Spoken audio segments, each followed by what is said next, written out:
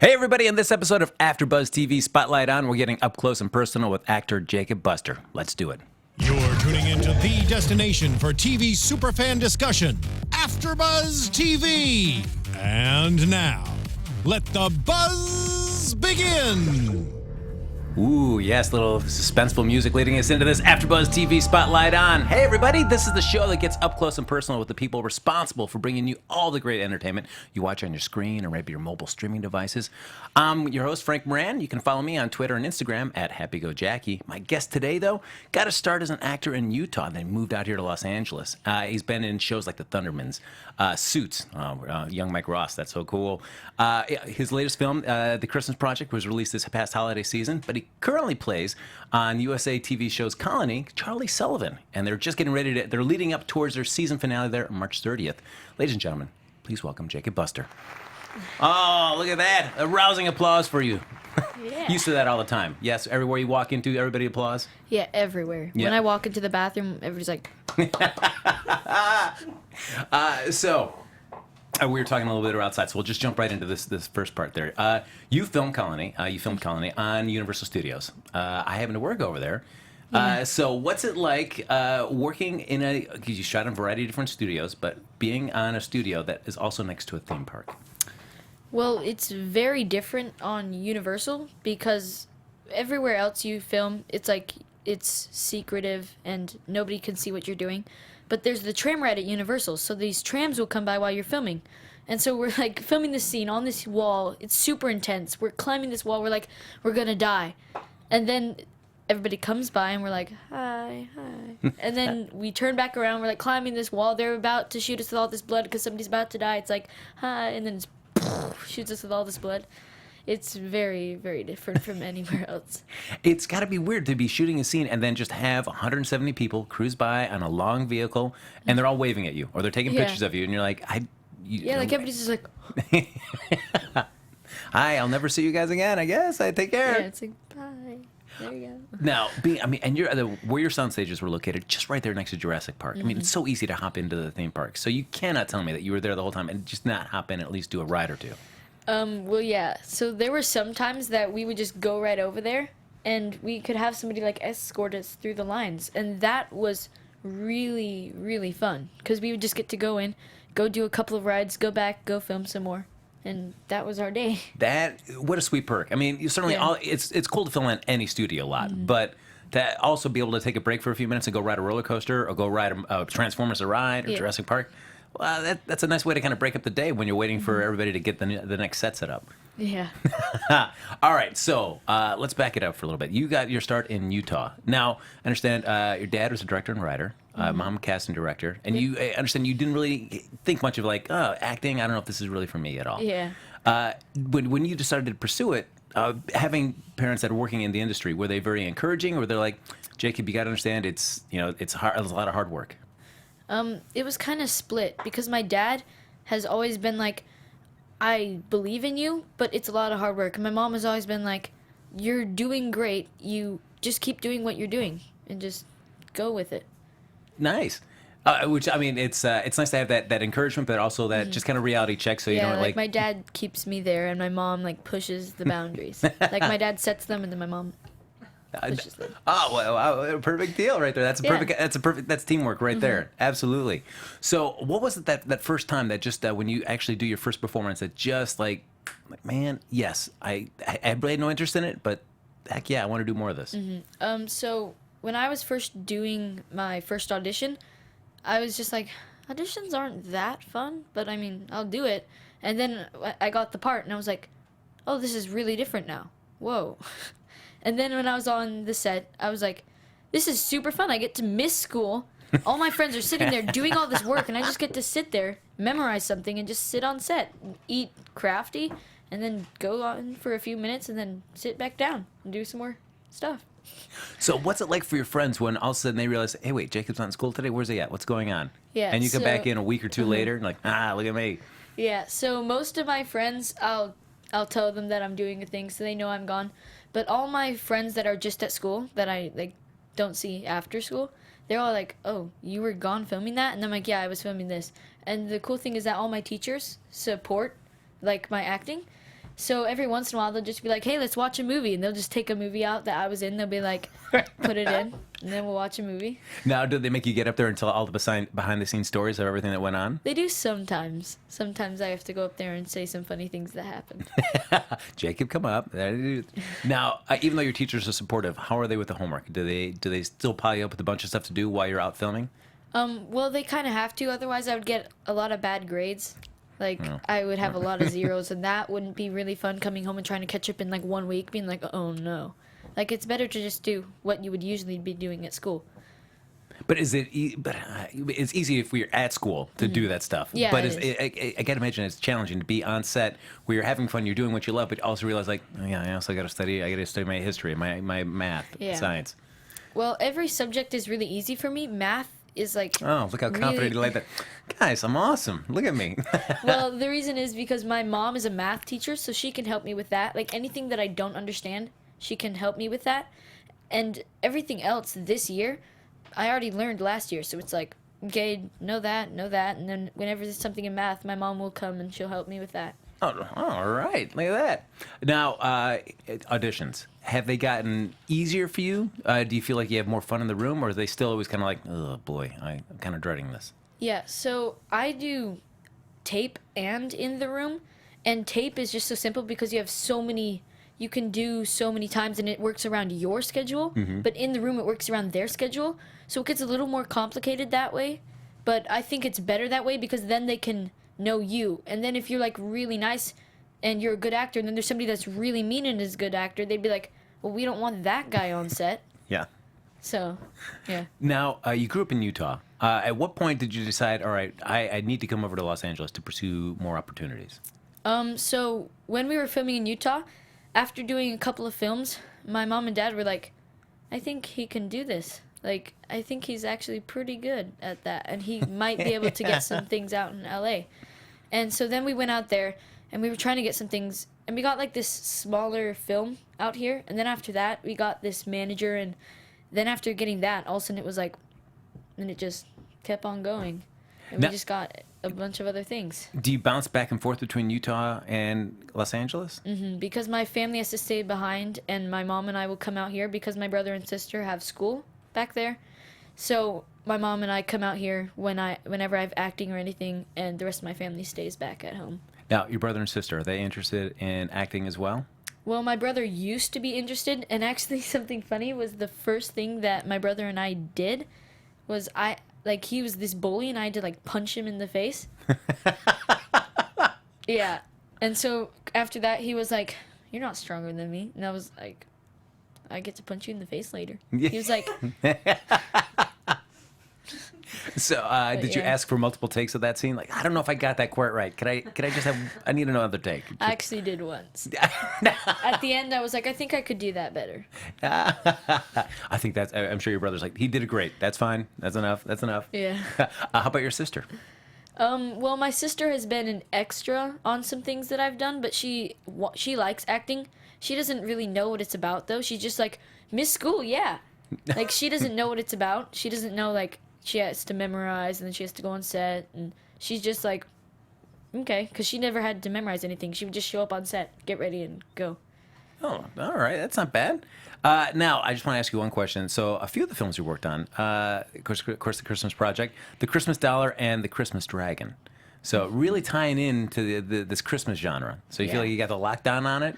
Yeah. What is it about these Christmas films that you feel like, all right, I can nail these? Well, back in Utah, there's this one director. His name is John Lyde, and he does these Christmas films, and that's like kind of his main thing that he does is Christmas films. And he like gets these scripts from this other person, and they found me and like all this other group of people, and so they'll always write roles for us, and we'll just go do other Christmas things. Nice. All the time. So all the time. I'll be doing a variety of Christmas films for a long time to come. Yeah. What is the filming situation like in Utah? Well, in Utah, it's not as complicated out in California, because in Utah, every once in a while when I don't film that day, I could go back to school. But in California, it's like you don't really have that option. It's not like, hey, I'm not filming today. Let's just drive 10 hours back to Utah and go be school. Just yeah. It's only a 10-hour drive from here to Utah?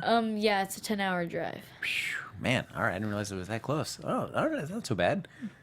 So is Utah kind of a big, is it a nice big community of filmmakers, or kind of like a small kind of independent scene? It's kind of smaller. Like, I would say it's big for a place like Utah, but it's smaller for anybody that hasn't been there before. Like, it has like the main people that you go audition for. And there are some people that are like here and there, they'll just like show up and you're like, oh, who's that? And then there are the main people that you're like, oh, they have another film, okay. Yeah. So as you're filming out in Utah, you come out here to Los Angeles. What was the biggest change you noticed between the way they shoot production out here in Los Angeles as opposed to Utah? Out in Utah, there's no set time that you have to do school. It's just like whenever you're off, you can do some school. And in here, California, it's like you have to do 3 hours a day. You have to do it there. You have to do it then. After this, you're going to school. And it's like really set up. Like there's a calendar. Whereas, Oh, wow. And it's like sets up when you're going there and when you're going, like sets different places. Whereas Utah's like whenever you're off, you can go do school. Oh, interesting. So it's certainly production out here is a little bit more at the mercy of your schooling schedule, as opposed to in Utah. They can kind of Yeah. work that around. They can do what they want with you, and then know you can do. Oh yeah, you can do it later in the day. Which style do you prefer? I prefer knowing when I have to go to school because otherwise it's like, hey, let's go have some fun. Then they're like, no, you have school. And I'm like, what? And otherwise it's like, okay, this is when I get to hang out on set. This is when I have to go work. So I know when it's coming. So, as we were talking about Colony here, for example, an opportunity for you to be able to be on a set for an extended period of time, where you get to be in one character, Charlie Sullivan, and track him over the course of not one but 2 seasons now, as opposed to just doing a film. So, how's it been to be able to have that experience to really kind of sink into a character? Yeah, well, it kind of depends on everybody on the set because if it's a set that you don't really like, it's like, I have to come back for another season to this. But on Colony, it's like everybody's amazing. You learn so much on the set from like how everybody works. Like when Josh and Sarah, they have a sad scene, they'll put in headphones, they'll go away, and they'll learn. Like they'll not learn, but like get into that mental state. And whenever it's like a really intense scene, Josh will go run around and get his adrenaline pumping. Oh wow! But, yeah. So I imagine how much of it is you just kind of being a sponge and just watching how they're doing this, or do you spend some time talking to Sarah, Josh, any of the directors, the producers, just kind of picking their brain on things as well? Mm-hmm. Well, whenever they get into that mental state, they like to just like go away and just like be alone so that they can get there and stay there. But whenever they're not doing that, I like to go talk to them and hang out with them. Yeah, that's true. Yeah. The worst time to be when they're trying to get in the mood for that scene, like, hey, Josh, what's going on, buddy? Yeah, like there was one time that I was trying to talk to Josh and he was like trying to get into a mental state and he was like, hold on. And like 10 minutes later, he was like, okay, what? And I was like, okay. I was just like standing there silent. I was like, yeah. So, of course, Josh and Sarah, I mean, coming through with a lot of history in terms of just like pop culture phenomenon shows. So, I mean, you've got Lost for Josh, you've got Walking Dead, Prison Break there for Sarah. Were you a fan of theirs before? Did you watch any of those shows that they were on before you started shooting this? Actually, my whole family was into Lost, and we really liked Lost. And I said, do you know who I would like to meet most on that set? I'd like to meet whoever plays Sawyer. I like that character. That's what I said. And then I got on there, and I was like, well, there it goes. Oh, man. All right. Did you tell Josh that as well? I haven't actually. No, you never told him that? Like, I really wanted to meet you more than anybody else. Yeah.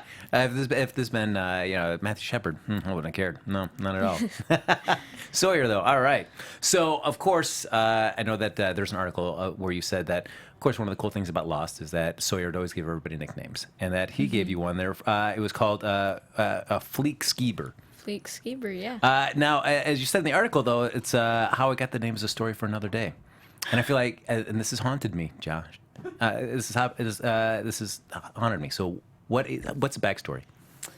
So we were filming this scene, and so we're walking down this alleyway, and I was talking to Carolyn. She plays this character, Devin, in season 2. And we were talking about how our eyebrows were on fleek. And so then Josh is like, what does that mean? And we were like, well, it means like on point, like perfect. And he was like, okay, I'm gonna call you Fleek from now on. And then he was like, you need a last name. And I was like, I do. And so then he was like, Skeeber. And I was like, what? And then he's like Justin Bieber, Fleek Skeeber. And I was like, okay. So now he calls me Fleek Skeeber. Now, does it pick up for the rest of the cast or crew? Or anybody else refer to? Or is it just Josh's name alone?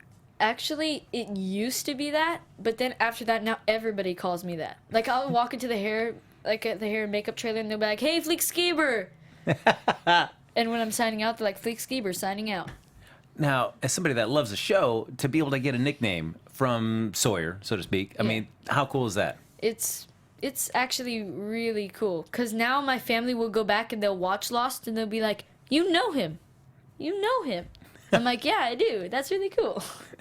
As a huge fan of the show, did you have questions about Lost that you wanted to ask him? Like, just can you explain to me why we never saw the raft scene, or what's the deal with this? Yeah, I still have some questions about that I want to ask him. Slowly rolling him out. You just like kind of don't want to overwhelm him. So like maybe one or two every so often. Yeah. Understood.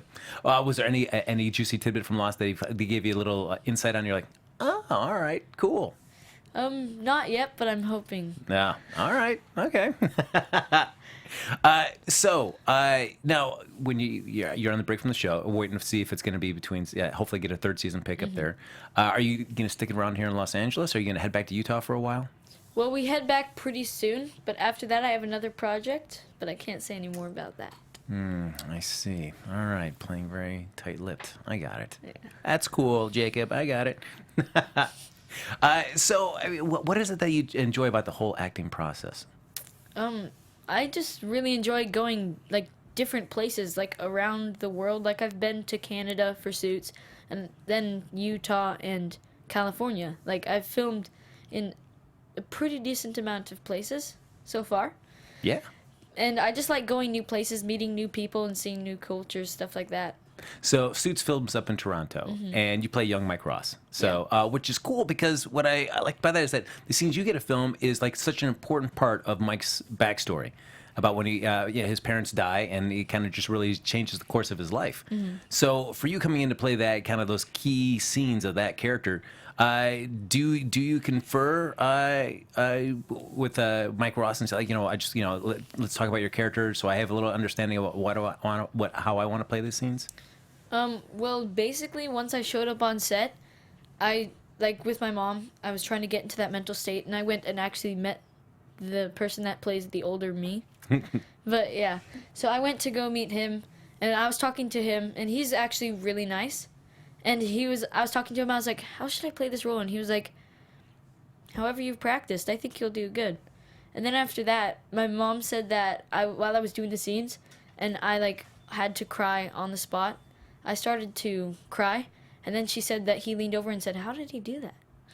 Oh, nice. Yeah. So, Jacob, now's the time to tell us, how did you do that? Well, it's actually not super complicated. So I can get very emotional whenever I want to.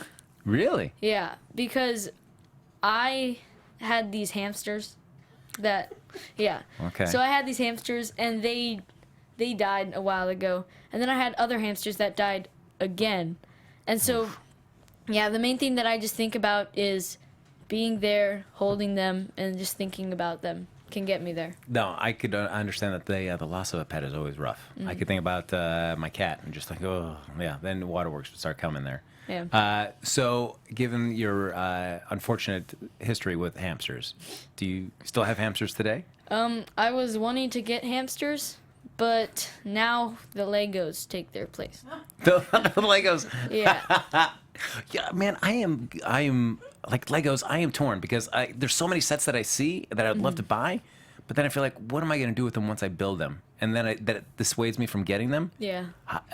For you, are you just like, I'm going to buy anything that I like and build them, and there's an area of your room that is just filled up to the brim with Legos? Yeah. So I have 3 different sets. I have the Big Ben set, that big set, and then I have nice. I have the Disney Cinderella Castle set. Oh, cool. That one, and then I have this other set. It's like a bank, something like that. It's about that big, and so that can be like turned into a street buying other sets. So I'm gonna make that street because I'm homeschooled because of my acting, and it's boring waiting around the entire day and being like, oh, when are my friends coming home? Yeah. So Legos give me something to do. Like either I can build them when I have them, or I can just play with them while I wait for my friends. Now, from the sets that you described, kind of like the big, huge sets to build. Do you favor that because it's more of like kind of challenge? It takes a lot longer as opposed to buying like the smaller sets, like you're buying.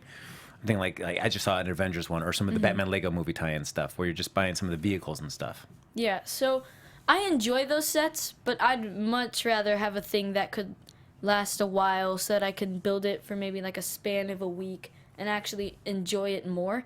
Because whenever I buy a small set, I'm like, I come home, I open it up, and I'm done in 10 minutes. I'm like, well, there it is. And it's like this big. I'm like, that was worth $20. Okay. But yeah. All right, so if you can get a week out of it, that's considered like, hey, I get the most bang for my buck. If I can get a week out of this. Yeah. If I can do it in 20 minutes, what's going on? Yeah, if I can do it in 20 minutes, it's like, I mean, I probably use it like 12 times or so, but... Now, the other thing, like, have you been to any of the comic book conventions? I don't know if you're a comic book person at all. No, I haven't, but I would enjoy going to one of those. Oh, if you get the opportunity to go down to San Diego, it is just a phenomenal event. Just so crazy. Just such a salute to comic books, pop culture, media, and everything. But they have a Lego booth there, and they just have the minifigures that are so rare to get. It's crazy trying to get one of those. I mean, people are lining up for days ahead of time just on the chance that they can get a raffle ticket that might get them one of these Lego figures. So for you, is it more the sets or do you like the figures? I actually really enjoy both because with the figures, you can use them with the sets, and with the sets, they can go along with the figures. So they can like mix and match. In fact, I just went over to Toys R Us just a few days ago and bought a bunch of the blind bags for the Batman Lego movie. Just I want to get that Egghead and King Tut. That's what my life's about right now. That's what it is. So now, does everybody know? Like, all right, if Jacob's working on a Lego project, do not come in, do not disturb anything, because he's got a method to his madness. Well, my brother and sister have to go to bed early because they have school, like not homeschool. They have to go places. So usually I'll come out of bed at like 10 at night when my parents think I'm asleep, and I'll just go build Legos. All right. Your mom's sitting right in here watching this, Jacob. Is this a smart thing to be spoiling this? Yeah, I'll do it at 11. Throw her off the track. Got it. Smart thinking. I like it. Now, the nice thing about the Christmas Project is that more of a comedic film. As most of the other trolls, like Colony, much more serious, in-depth, kind of raw, emotional kind of character. Do you favor one approach over the other? It's like, oh, no, hey, if I have an opportunity, I'd like to just flip back and forth between comedy and drama. Well, I enjoy both. Like, comedy is just very fun, and drama is very fun, too, but you learn a lot from that. Whereas comedy, my brother has always been hilarious, so I think I know more about comedy, and I think I can do pretty well with comedy, but I think I enjoy drama better because I can learn more there. Well, now there's one scene that you were talking about here for the Christmas Project, where you said your favorite scene was when we rolled our youngest brother off the top bunk bed onto a pile of pillows. Yes, that scene. No stuntman necessary for that. Just him. Well, he was nervous at first, but then after that, he was like, "I'm gonna be a man, and I'm gonna do this." So how far was the drop for him? I would say 5 feet or so. And did it go without a hitch? Mm-hmm. All right. Yeah. I can imagine you got to put lots of pillows just to cover your bases there. Just you don't know. Yeah, that was fun. Like they went out shopping. I came with my dad, and they just went out shopping for a bunch of pillows. And is there a whole big thing where you're rehearsing that scene? Like, are you Jacob? You can push him this hard. If you push him that much harder, he's going to fall past the pillows. No, they were just like, push him as many different ways as you can think of. We're like, okay. All hand pushes? Do you kick him or no? Well, if you notice in the scene, there's one time where we push him and he goes rolling off, and you can see our feet sitting there. So we pushed him off like that. There was one where we went like this and we went like that and rammed him off the bed. That one was pretty fun. There was another one that we did, but that one didn't make it in because I was holding his feet and he was holding his arms, and we went. and threw him off like that. That one was really fun to film. Man, what a fun day that's got to be. Was that one of those like situations where it's a whole day on that set just filming a variety of different ways of throwing him off the bed? Well, actually, that scene was very simple to film because it was just like, try as many ways as you can think. And they were like, let's do like 20 or so. So, and we never did like an extra take of each. It was kind of just like one push, and then we would do like real reactions. 20, man, that's impressive because I don't know if I to think of 20 different ways to knock somebody off of a bed. Yeah, I don't know if I could do that. Yeah, there was one where we like rolled with him. Like we all laid down and then we both started to roll. And that didn't work out. Like I rolled over him and then I fell off the bed. But yeah, still to this day, whenever I go over to their house to hang out with them, we'll just bring in a bunch of pillows and roll off the bed. So for these, did you shoot that in Utah? For the Christmas project? In Utah. So is this using just a lot of people's homes and stuff like that, as opposed to being in a soundstage somewhere in Utah, building these sets? Well, actually, I think we used one of the investors' homes. I Oh, think. really? Yeah. Oh, wow, that's cool. So are there sound stages out in Utah, or are you usually using people's real homes and locations to film these things? Usually, you would use real places, but sometimes you can go on sound stages. Oh, nice. So, I mean, it's certainly another big difference by coming out here to L.A., especially like on Colony, where you're taking over 2 huge sound stages, building multiple sets inside there. Does it just make it feel like it's more like you're going to work if you're going inside a soundstage as opposed to going to because whenever you're filming like in Utah, it's like, okay, now we're going there, now we're going there, and except it's like, whereas in Utah it's like normal to go different places. In California, it's like, oh, we're not on the sound stages today. Oh, I didn't know that. Yeah. Is the wait time, because the way you're describing the productions that you did in Utah, it seems a little bit more, I want to say like grassroots, but a little bit more where you're just, it's quick, it's fast, you're moving around to different locations, where on a soundstage here, if you're working on something like Colony, it could be a lot of downtime as they're moving different setups and stuff. Was that take a little while getting used to, where you just have this long wait time between takes? Like, it took 12 days to film the Christmas project. Like, usually, like, movies are like 3 months of filming. We did it in 12 days, which was pretty surprising for us. Like, it was once you're done with that scene, it's like, okay, we're rushing to the next scene, go, go, go. Wow. But it was actually really fun. Whereas out here, it's like, there was one scene on Colony that took up half the day of work, which was like 5 hours. And that's because, like, there was, like, all these stunts, like, explosions, glass shattering, all that stuff. Now, for that, do you even if you're having a stunt person doing that stuff for you, are you still just sitting behind the camera just watching all this stuff happening? Because it's cool to see stuff blowing up. Yeah, unless I have to go do school, which is...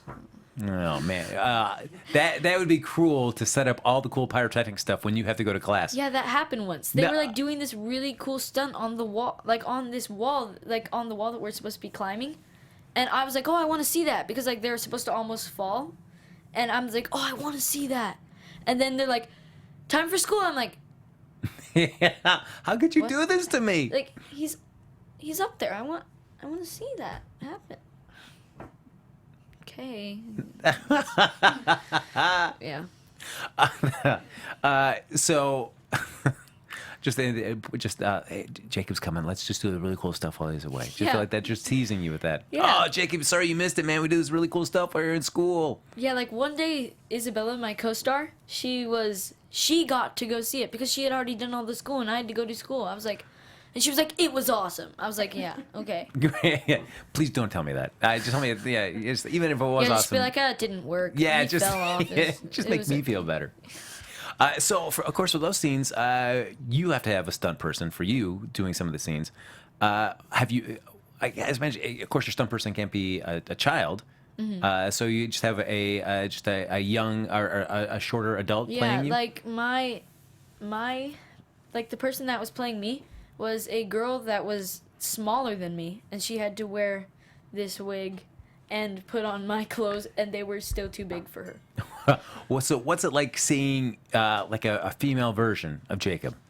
It's very weird because whenever she would turn around to the wall, I was like, okay. But yeah. Did anybody from looking behind often confused and say refer to her as like Jacob, like, oh nope, sorry, that you're the stunt person. My apologies. Like every once in a while, I'll just be like, What if she played Charlie? But yeah. Now, Colony, one of the creators for that, Carlton Cuse, again, another big lost person as well, too. Yeah. So the great thing is, but as you play the character, certainly you get the script and you audition for it and you get the part and you are just playing what's given to you in the script. But then the cool thing about it is that once the writers are seeing what you're bringing to the character, then they start knowing how they can kind of play with you and add more things to that character. So what's that been, that relationship been with the writers, just in terms of how you've kind of worked together to develop Charlie? Yeah, so when I was first playing Charlie, I would always be like emotional and like super like cry baby and be like, oh no. And then they were like, no, flat. We want it flat. No emotion at all. He's lost all emotion. And then they were like, and each episode slowly give him more emotion. Like slowly, like he's growing into it. But yeah, that's what they were saying to me. I've kind of steered off that a little, but... Now, are you pretty much just getting the script and reading it and knowing, you're learning about what moves your character are making just from that? Or do the producers and writers kind of give you like, this is going to be Charlie's arc for the season? No, they just give us the scripts, and my mom will read over it, and then she'll be like, here are your scenes, and I'll tell you what happened through the script. Because usually, my mom likes to go out and sit in the sun and read, and so she goes out and she reads that, and then she'll come back with the script, and she'll be like, here's your scenes, read these, and this is what the script happens. This is what happens through the script. And I'm like, okay. Oh, interesting. Yeah. So for you, does it just hear just a little bit about what the general story is, or do you like playing it pretty much knowing, I only can know what Charlie knows and experiences. That's how I want to play it. And that's great, Mom, if you want to tell me a little bit of what the rest of the characters are doing, but I just got to focus on what Charlie would be doing. Yeah, because Charlie, if you really think about it, he can get very complicated, even though he doesn't look very complicated.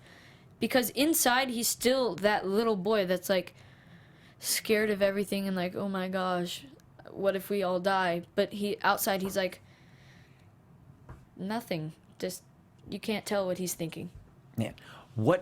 So coming back for season 3, where do you want to see Charlie going? If you had your wish, if you could come in and talk to Carlton and he's like, all right, I've done this with Charlie, and I'd love to see him try to do this next season. I would really hope that, like, 5 episodes, he's still his normal self, but then something happens that reminds him of before he was the Wall, and, like, there's, like, this flashback that, like, reminds him of that, and then all of a sudden it, like, comes back, and he, like, has tears in his eyes, and he's like, oh my gosh, and he, like, comes back to himself before the Wall came down, and he, like, becomes a normal kid again. I kind of want that to happen. Like, that could be a pretty emotional scene. Mm-hmm. And that would be enjoyable to film. So just listening to you talk, I mean, you're just really just kind of really wanting to sink your teeth into more of these dramatic elements there. Mm-hmm. Could you ever see yourself doing like a sitcom? Just like if you could do like a Disney Channel or Nickelodeon, like kind of a sitcom, something like that. I think I could see myself doing one of those, but I don't really know that I would enjoy that as much as dramas. But I mean, I would love doing a Disney thing, but it wouldn't be like my #1 priority. It would be like, sure, I'll go do that for fun. So, I mean, Jacob, I mean, I don't want to say, but nobody's really watching this. I mean, if you want to tell me what your next project is, I mean, you can go ahead and tell me, I promise. Yeah, I wish I could. I look at that, a shake of the head from Jessica. Nope, you will not be doing that. I was just seeing if I could fool you. That was Jessica. It was all good. It was all good. So what are you up to right now? Not if you're not on the set, you're not building Legos. Your friends are coming over. They're playing video games, and they expect that you really don't like. You'll play if I have to. But what else are you doing in your downtime? Well, I actually really enjoy soccer. I'm a competitive soccer player since I was 3. I think. Wow! Yeah, and so I've been doing that for a while, and music is my favorite.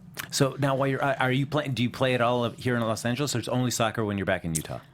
Only soccer when I'm back in Utah, but we might be changing soccer out here so that it can work more. Because when we're out there, it's like it's super fun to go whenever it's happening, but usually I'm not there when it's happening because I have to come out here. And I can imagine you got to get antsy out here because if you love doing it so much, to not be able to play, it's got to drive you a little crazy after a little while. Yeah. Yeah. So music. What is your instrument of choice? I actually really enjoy playing piano. Oh man, That's awesome. I always feel like if somebody could tell me like an instrument to play, I would want to play the piano. I learned how to play the tuba, and I regretted every minute of that. It was a terrible instrument. Don't do it, Jacob. Don't do the tuba. It's not good. But yeah, like on piano, I don't know. I've always just enjoyed playing songs on the piano. Like we got this electric piano, and I've said piano a lot. Wow. This interview has been brought to you by and just piano, by- everybody. And just by sitting down at the piano, I'll just sit down and I'll play with the piano keys. And after doing that for a while, I've actually found 2 songs, and I've learned how to play them just by listening to the piano. Do you have any interest in writing your own songs? Actually, I'm really excited because my brother is writing his own song, and it sounds really good. Oh, awesome. Are you going to be playing along with it? And it's like, Yeah, I would actually really enjoy to do that, like sing for him. That'd be super fun. oh, that'd be really cool. Oh, so is your brother trying to follow more of the musical pursuits now? Yeah, my brother is more into music than me. Like, he has 10,000 songs on his playlist. Wow. Yeah, it's crazy, but it's awesome because he gives me his playlist. Now, does he play the piano as well, or does he play something different, or is he more just He a songwriter? actually does play the piano. And for Christmas, he was like, all I want for Christmas is these amazing piano lessons, and I want a music kit so that I can make music, and that can be my thing. Like, I can make my own music. Oh, that's really cool. I can imagine some at the Buster household, like dueling pianos, where you and your brother are just sitting there, just bouncing back and forth, Yeah. playing different songs. There you go. With a tip jar, just set up for everybody. Just like, I guess if you want to throw $1 in, that's cool, Yeah, whatever. just, hey, Mom. There's some tip jar right Oh, here. yeah. Yeah, this glass is looking empty, guys. Ooh, there you go. Just, that's not a penny, that's gum. Oh. Gum? Oh, man, I can't. Oh, great. That's not going to be any fun. So now, of course, we're getting into the summer, where school is off. So if you do have time and you're back in Utah, what do you and your friends usually do if you have the summers? Is it just filled primarily with soccer and video games? Well, it's some video games because when it's the winter, my friends, like, I have some friends that are like, outside all day, let's go. And I have some friends that are like, it's too cold outside, I don't want to go outside. And all those friends are like, let's play video games. I'm like, okay, I guess. And we play that for like an hour, and then we'll go do something else. And then all my friends that want to go outside, as soon as it snows, they're like, we're going sledding. And there's like a speck of snow on the ground. We're like, it's working. So sledder as opposed to snowboarder or skier? I would say snowboarding. I'm not really good at it, but I enjoy it. There's I just feel like, I guess snowboarding would be always cool, but I feel like sledding is just, I don't know. Sledding's very simple and fun. Yeah, and you just want to see everybody just totally crash at the end of it. You want to see Yeah. them like jump something at the end and then just totally wipe out and just see where they land. Yeah, so my friend had the great idea to have 2 jumps right in a row. He had a plastic sled, and so he goes off that jump, lands right on the other jump. The sled like broke into a bunch of pieces. He was like, oh, on the ground, and all these pieces are like sliding down the hill. Now, I mean, certainly, when I was doing sledding, there was nobody around with cell phones or anything like, Yeah.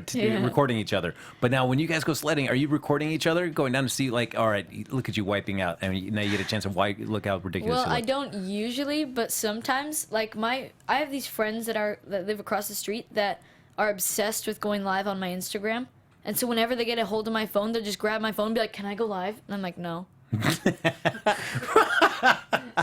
And then like whenever we'll go sledding, and I'll be like, "Here, hold my phone." They'll go live and they'll be like filming me. I'm like, "You went live, didn't you?" They're like, "No, I swear I didn't." And then like I get all these DMs. They're like, "Nice live." I was like, Guys, man, "Thanks." you're tarnishing my reputation, my social media rep, man. Guys, don't do that to me. Yeah.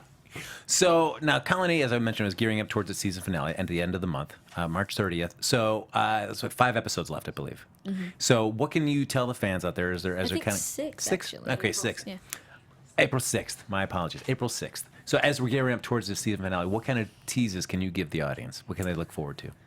Well, there's a lot more action, and it gets very like intimate with some characters, and it gets very, very interesting. Oh, that's a very non-specific answer. I like that, Jacob. That is Jessica's taught you well. Very shrewd. Yeah. Very shrewd. A little tease, but that's enough. Yeah. But we also talked to one other actor on there, Peter Jacobson. I always loved him on House. He he can be funny, but he also can be Weasley. He can do all that. What's it like working with Peter? He's great. Like, whenever he's filming, Sarah will go stand at the camera and be like, how do you do that? Whoa. And she'll just go sit there and watch him, and my mom and I love to do that too. Just sit there and watch him do his scenes. That's got to be cool to see somebody like Sarah, who's been around doing it for a while, to still also be in awe and just appreciative of somebody else's acting talent. I mean, to be around people like that, it's still got to be very inspiring to know that you never stop learning, you never stop challenging yourself. That they're not full of themselves, and they still think that other people are great at what they do. Man, so all right, Jacob. If everybody wants to follow you online, if they want to see, hit you with those sweet DMs about, hey, man, great live, Hit great me up live, in man. those DMs. Great live, man. Where can they follow you on social media to find out everything that's happening with you? My Instagram and Twitter are both Jacob_Buster.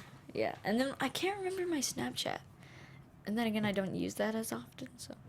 Now, how is your social media game? Are you out there doing it a lot, or are people saying, Jacob, you got to be out there promoting more? You got to be up on that social media more? I try to post once a day on Instagram and Twitter, and Snapchat, I usually just try to comment back to people because I'm not very good at Snapchat.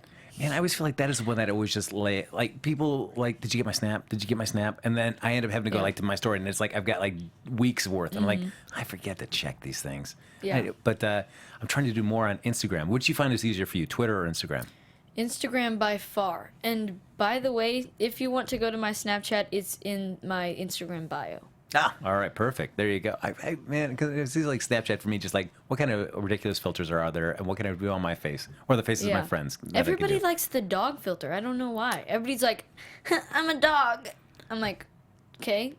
Man, I will do those. I will play around with this, but I would never post any of that. I don't need to share any of those. That's just like for me, just being silly or something. I don't need. Nobody's just see me be the dog on my face. Get out of here. Yeah, I'll please. use the dog every once in a while, but it's not like my go-to thing. Or the one where they give you like big eyes and your voice sounds all distorted. Yeah, that one. Yeah. That one's weird. It's like, hi, and like, whoa. I have a friend that does like really. She'll sing Hamilton verses, and then I'm like, why? This is annoying after a little while. Please stop doing that. Please stop. It's Oscar night tonight as we record this. So, are you going to be going home watching the Oscars? Do you have any favorites? My friends are still on Roblox, but I'm probably going to watch it with my mom and some of her friends. Is there somebody that you're rooting for this season or this award season? I'm hoping that La La Land gets some stuff. As a musician, I could see why you enjoyed that film. Mm-hmm. And somebody that likes drama, it's a nice. It just got some meaty moments and stuff there. So, would you say that's by far your favorite film of the year? I would say that was Finding Dory this year. It was. Yeah, yes. and that's my favorite. Ooh, all right. Okay. Nice. Not Captain America: Civil War. I mean, I enjoyed that one, but that's just me. I've been wanting to see Hacksaw, but that's like, I thought that would be a good movie, but then I was like, oh darn, I can't see it. Yeah, maybe Yeah, my not. parents were like, we're going out to see Hacksaw. I was like, can I come? They're like, no. I was like, what? Yeah. I wanted to see that. Let's see. You have time. You have My time. brother's seen it too. I'm like, if he can see it, I should be able to see it. Well, it does have Spider-Man in it. So, ladies and gentlemen, my guest today has been Jacob Buster. You, of course, you'll be able to see him every week on USA right now for Colony, gearing up towards the season finale on April 6th. So make sure you follow him on social media. Keep up to date with that. Tell him how much you love his Instagram lives, because he's always doing them, or his friends are doing it. Who knows? Yeah. Ladies and gentlemen, you can follow me on Twitter and Instagram at HappyGoJackie. This has been another episode of AfterBuzz TV Spotlight On. We'll catch you next time. We did it. From executive producers Maria Menounos, Kevin Undergaro, Phil Svitek, and the entire AfterBuzz TV staff, we would like to thank you for listening to the AfterBuzz TV network. To watch or listen to other after shows and post comments or questions, be sure to visit AfterBuzzTV.com. I'm Sir Richard Wentworth, and this has been a presentation of AfterBuzz TV. Buzz you later. The views expressed herein are those of the hosts only and do not necessarily reflect the views of AfterBuzz TV or its owners or principals.